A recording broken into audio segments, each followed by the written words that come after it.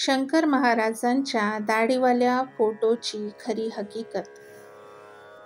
सद्गुरू श्री शंकर महाराजांच्या दाढीवाल्या फोटोची खरी हकीकत आजच्या या व्हिडिओमध्ये आपण ऐकूया, तेव्हा व्हिडिओ पूर्ण नक्की ऐका. आज सद्गुरू श्री शंकर महाराजांचं स्मरण केलं की आपल्या डोळ्यापुढे जी छबी उमटते ती म्हणजे दाढी वाढलेली, केस अस्ताव्यस्त असलेले, मोठे भेदक नजर असलेले डोळे, पायाला विळखा घालून बसलेली बैठक. आज हेच महाराजांचं रूप सर्वत्र प्रसिद्ध आहे. याच रूपाचा सर्वत्र प्रसार झाला आहे.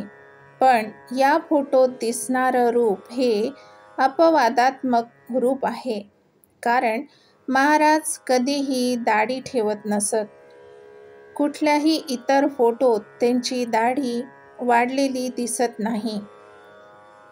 महाराजांचे केसही बारीक असायचे. प्रत्यक्ष बघितलेल्या सर्व भक्तांनी जे वर्णन केलं आहे त्यात ज्ञाननाथजी रानडे यांनी म्हटले आहे की, मी प्रथम महाराजांना पाहिले तेव्हा महाराजांचे डोक्यावरील केस हे पैलवानासारखे बारीक कापलेले होते. वाशिमलाही महाराज जेव्हा जायचे तेव्हा महाराजांनी गुळगुळीत दाढी केलेली असायची. सोलापूरलाही महाराजांची दाढी केलेले फोटोज आज बघायला मिळतात. एव्हाना समाधीनंतर काढलेल्या फोटोतही महाराजांनी दाढी केलेली आढळते. मग हा फोटो कधीचा, असा प्रश्न साहजिकच सर्वांपुढे आहे. तर या फोटोबद्दलची हकीकत पुढील प्रमाणे. महाराजांनी देह ठेवण्या अगोदर अखेरच्या काळात वाशिम जिल्ह्यातील केतक उमरा या खेड्यात एक मोठा यज्ञ केला होता. या यज्ञाचा प्रसंग अतिशय विलक्षण आहे, तो आपण पुढे बघूच. त्यावेळी महाराज यज्ञाच्या काही दिवसाआधीच केकत उमरा येथे येऊन राहिले होते. हा यज्ञ पुष्कळ दिवस चालला होता. त्या काळात महाराजांनी कुणालाही आपल्या जवळ सेवेकरिता येऊ दिले नाही. त्यामुळे त्यांचे केस, दाढी साहजिकच अस्ताव्यस्त वाढली होती. त्या यज्ञप्रसंगी मोहनसिंग बायस, दादा फुलारी, रामभाऊ कोराड, भस्मीकाका, अण्णा भावे, रुद्रकर बाबा अशा सर्व सोलापूरच्या मंडळींना महाराजांनी बोलावून घेतले होते. कित्येक दिवस महाराजांनी कोणालाही आपल्याला स्पर्श करू दिला नाही. त्या यज्ञाच्या वेळी महाराज पूर्ण वेळ सोहळ्यात होते. त्या कुणालाही स्पर्श करू देत नव्हते. याबद्दलचा एक प्रसंग असा की, अण्णा भावे हे आसपास वावरत असताना अचानक त्यांचा महाराजांच्या धोतराला स्पर्श झाला. त्या सरशी महाराजांनी त्यांना जोरदार थोबाडीत वाजवली व स्नान करायला निघून गेले. नंतर आधीचे कपडे धुवायला टाकून नवीन कपडे घातले. त्यावेळेस सोहळ्यात असण्याचा काहीतरी विशिष्ट संकल्पच महाराजांनी केला असेल हे नक्की. त्यावेळी महाराजांनी पूर्ण वेळ काळा गॉगल घातलेला होता. महाराजांचे भक्त अण्णा भावे यांना म्हटले, महाराज तुम्ही गॉगल का लावला आहे? आपण कुणाला जवळही येऊ देत नाही. किमान आपली प्रेमळ कृपादृष्टी तरी आमच्यावरून फिरवावी. त्यावरच आम्ही सर्व आपले समाधान करून घेऊ. आपल्या चरणस्पर्शाला तर आम्ही मुकलो आहोत. निदान आपली मायेची नजर तरी आम्हा पामरावर पडावी. त्यावर महाराज म्हणाले, हा आग्रह तुम्ही धरू नका. आता आम्हाला पाहणे कुणाला सोसवणार नाही.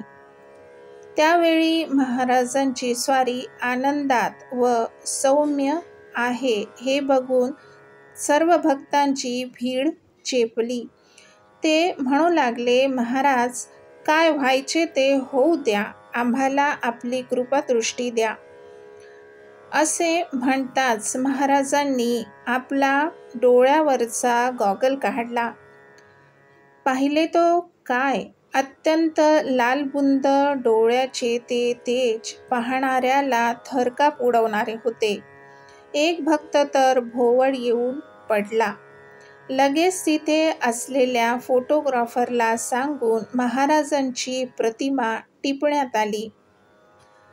10-15 मिनिटांनी महाराजांची दृष्टी सौम्य झाली. तेव्हाही दुसरा फोटो घेण्यात आला. या दोन्ही छायाचित्रातील वेगळेपण आपण सहज ओळखू शकतो. ते नेहमी जसे वावरत तसे हे रूपच नव्हते.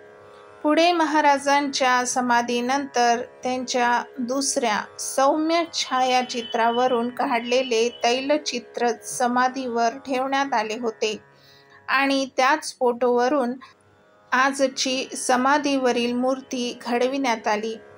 या प्रतिमेचा प्रचार इतका झाला की दाढी-मिशीवाले, पायांना हाताचा विळखा घालून बसलेले शंकर महाराज अशी प्रतिमा लोकांच्या मनात निश्चित झाली. खरे तर वाढलेल्या दाढी-मिशीतले महाराज म्हणजे त्यांच्या अवतार काळातील अपवादात्मक घडलेला प्रसंग आहे. या दोन्ही फोटोमधील वेगळेपण लगेच जाणवतं. पहिल्या काढलेल्या फोटोमध्ये महाराजांची उग्र, भेदक आणि उन्मनी दृष्टी आपण बघू शकतो, तर दुसऱ्या क्रमांकाच्या फोटोमध्ये सौम्य करुणा दृष्टीही लगेच लक्षात येते. खरे तर समभाव दृष्टी भक्तांवर अखंड कृपेसाठी कार्यरत श्री स्वामी गुरुप्रती उत्कट श्रद्धाभाव हे त्यांचे खरे स्वरूप. दारू, सिगरेट, शिव्या, अजागळपणा ही कारणापरत्वे उपाधी टाळण्यासाठी धारण केलेली बालोन्मत्त पिशाचवत बहुरूपे अंगे होती. पण आपण आज सर्व याच बाह्य रूपाला इतके भुलून गेलो आहे की महाराजांनी सांगितलेल्या मार्गावर चालण्याची आपल्याला गरजही वाटत नाही. फक्त सिगारेट, दारू, संचार, दरबार ही बाह्य नौटंकी म्हणजेच महाराज असं समजून याच मायेत गुरफटून गेलोय. खरं तर महाराजांनी आपल्या अंतरंगातील शंकराला बघायला त्यांच्या भक्तांना शिकवलंय. पण खरंच आज कोणीही त्या मार्गावर जाण्याची इच्छा मनात ठेवताय का? फक्त महाराजांच्या नावावर बाजार भरले आहेत ही शोकांतिका आहे. अशाच प्रकारचे वेगळे व्हिडिओ ऐकण्यासाठी माझ्या चॅनलला सबस्क्राईब करा. माझे व्हिडिओ जास्तीत जास्त शेअर करा आणि बेल आयकॉनवर क्लिक करा, म्हणजे नवीन येणाऱ्या व्हिडिओचे अपडेट तुम्हाला लगेच मिळतील. धन्यवाद. नमस्कार.